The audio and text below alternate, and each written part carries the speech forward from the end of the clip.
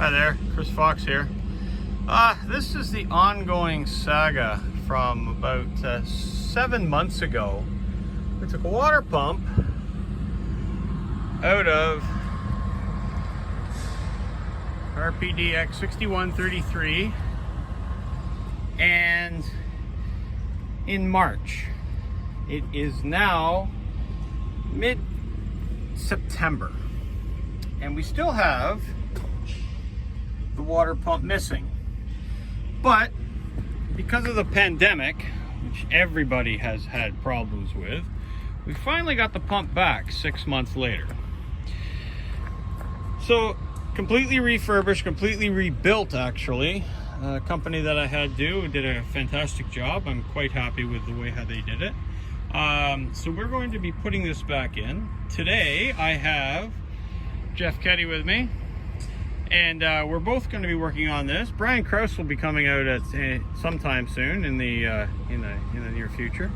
As soon as he gets here, then we'll have all three of us working on this. But as for now, we'll carry on with this. More in a bit. Well, all we're gonna get right now is just me grunting and groaning trying to put the pump in place. Okay. You have to spin the shaft there? Well, I don't know if I gotta spin it or not, but I gotta get the bolts lined up.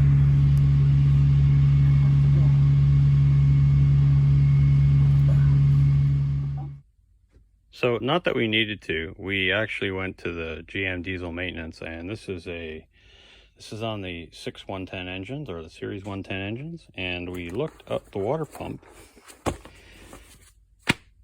and both of them are in here. You have the 4 valve, which is there, and ours, which is a 2 valve, which is there.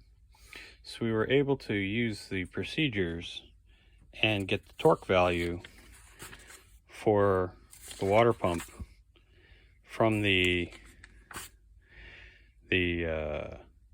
book, which is what we wanted. So we double checked everything that the rebuilder did, and he did an okay job. A little bit here and a little bit there, but for the most part, he doesn't have one of these books, so it was really nice that we were able to have a look at that. Here at Rapido, we even paint stuff that you're not going to see because it's inside the engine compartment. It's the attention to detail. So we got the water pump installed. Pretty good. Here it is there, right there. It's in, it's hooked up, and we've actually cranked the engine over, barred it a little bit to make sure everything was okay. The only thing we have to do now is there is a valve right there. You can see it brass. That valve needs replacing. It broke off. That is the engine water drain. So that is the coolant drain on the engine. So we need to replace that. And that'll be next week. We're going to run this on water first, just to make sure that there's no leaks, and then we'll fill it with antifreeze. So it's been a good day, and we've done pretty good. All right, more coming soon. Thanks for watching.